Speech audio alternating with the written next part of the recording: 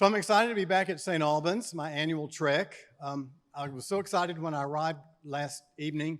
I actually put it on Facebook, posted a wonderful picture of St. Albans, and said that I was here and that I loved St. Albans since back in the days when I was diocesan spiritual director for Happening, because so many youth and adults that were active in Happening came from St. Albans, and how good it was to be back here. And I also said, I said a one-sentence version of what my theme for this sermon is, which is that Jesus is calling us to be laborers for the harvest. And I said, but they get that at St. Albans. I mean, I'm kind of like preaching to the choir. They do try to live out the whole laborers of the harvest. So they don't, I guess, in a way, y'all don't really need my sermon that much, but you're getting it anyway. So, but it was also fun to arrive this morning and see my name on the marquee. That was cool. Several people at the 8 o'clock remembered, which I'd forgotten, but remembered that last year when I was here, I had this special kind of like surgical boot on my left leg, and that's gone, which is really good. But I haven't made the progress I would really like, so I finally persuaded the doctor to give me a prescription for more PT, physical therapy, so that's what I'm doing now. So, but let's get to the real part.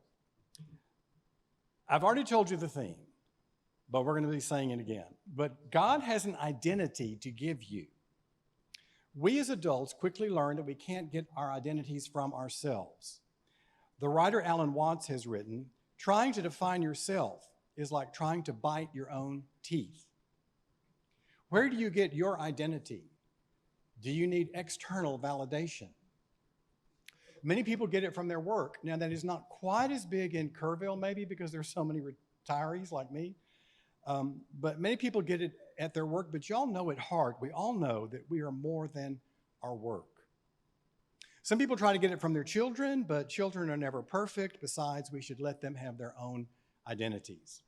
So I heard a story about a little boy who came in from playing down the street, and he ran in and said, "Mommy, who am I?" And she thought he was playing a game, so she said, "Well, you're Superman." And then he got all dejected and sad and said, "The lady down the street is right." And his mom said, "What do you mean?" He said, "She said I was so dirty my own mother wouldn't even recognize me." So what is our identity that God's giving us? One piece we heard in Romans, which is that we are part of a people reconciled to God by the death of his Son. And then in the gospel today, we hear we are laborers for the harvest. See, it's the dream of Christ that every one of his followers is in mission and is a laborer for the harvest. Last Sunday, if you were in church, you know that the gospel reading was the call specific, particularly of Matthew, the tax collector, and Jesus said, "Follow me." So follow me, Jesus asks of us. But then today he's answering, what does that mean, Jesus, to follow you? What do I do to follow you? Now we will see that fleshed out in the coming Sundays as well. It's not just today. But it's clear that the gospel doesn't stop just at words. It's also translated into deeds. And even our collect for today has that theme, because we ask for God's help to help us proclaim God's grace and assistance to help us proclaim the gospel, that's the words, and minister justice with compassion. That's the deeds, that's the being the laborer in the harvest. These deeds of healing and reconciliation, feeding the hungry, comforting the sorrowing, they're not to be done just by Jesus and not just by the 12, but by you and by me. It's been said that the Jewish priest would say that true religion is doing the temple sacrifices perfectly, whereas the Pharisees would say good religion is rigorously following the jot and tittle of the law, whereas Jesus said, "Follow me and demonstrate love." And then Paul and those after him said, "Demonstrate Christ-like love." So God's love is not just a vague idea or sentimentality. It's Christ-like, meaning it goes all the way to the cross. Goes to the cross and dies for us without any sort of payment. "In my hand no price I bring, simply to thy cross I cling," as it says in Rock of Ages. That's not the Bible, that's a hymn. Love is not an inference of the universe. In fact, what we observe around us often seems to contradict the idea of the love of God. It's a confession of faith instead. It's a matter of trust, arising from the acceptance of the death of Jesus as the basis for our own reconciliation. So then we're called to demonstrate that through actions and events, not just feelings, not just sentimentality. Oh, isn't it special that Jesus died for me? Well, yes, it is. So be a laborer in the harvest, because that's what Jesus asks you to do. We're to be agents of divine power and love to a pain-filled world. Now, y'all, that's a high calling. Let me say it again. We're called to be agents of divine power and love to a pain-filled world. That's your mission, should you accept it. It's a crucial mission. It's Jesus' mission. This isn't just for the world's benefit, however. There is a side benefit, and that is for our own happiness, yes. Because living out our own true identity, our God-given identity, ultimately leads to happiness. Dr. Carl Menninger was perhaps one of the leading psychologists of the entire 20th century, and he started the Menninger Foundation in Topeka, Kansas, which became known as the Mayo Clinic of the Mind. There's also Menninger clinics today in Houston and Phoenix. Those are the two I know. There may even be others. But very leading psychologist. And he was asked toward the end of his life, what would you advise a person to do if that person felt a nervous breakdown coming on? Now, we don't use that phrase anymore much, nervous breakdown. Nobody seems to have nervous breakdowns, but we lose it. So maybe it should be, what would you advise a person to do if that person felt like they were about to lose it? So most people thought his answer was going to be consult a psychologist. Duh, that's what I am. Or at least talk it out. Talk it out, that's what you should do. No, that wasn't his answer. His answer was, if you feel like you're about to lose it, lock up your house, go across the railroad tracks, find someone in need, and do something, anything, to help that person. We make a mistake if we see the disciples as especially smart and capable people. They seem special now because they're in stained glass and they have ST in front of their names, but they were actually very ordinary. There was no wealth, there was no academic background, there was no social position. They are a lot like us. In fact, here's kind of an interesting little story about the Beatitudes. Then Jesus took his disciples up to the mountain and gathered them around him, saying, Blessed are the meek, blessed are they that mourn, blessed are the merciful, blessed are they who thirst for justice, blessed are you when persecuted, blessed are you when you suffer. Be glad and rejoice, for your reward is great in heaven. Then Simon Peter said, do we have to write this all down?